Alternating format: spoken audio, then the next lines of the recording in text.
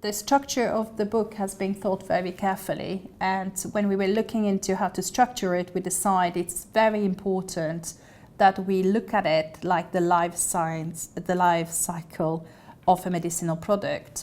And therefore we decided to start it at very early stage from the birth of the product with patent issues and clinical trials issues, which is actually written by Helen Middleton, who is an in-house lawyer at Pharma, and it goes all the way through the life of the product up to after getting a marketing authorization, to what's the issues that the product would be facing, and those issues are multiple. It goes from parallel imports, parallel trade issues, competition, contractual arrangements, and so forth.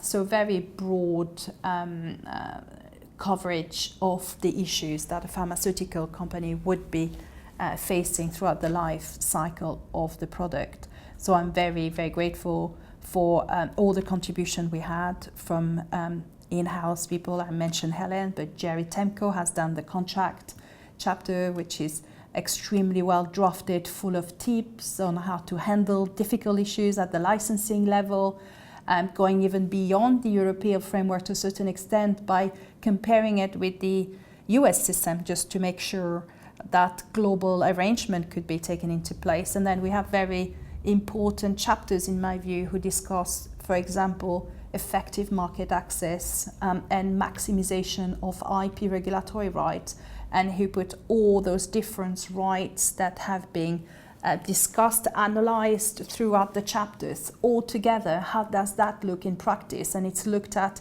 by an angle very interesting, which is a case study.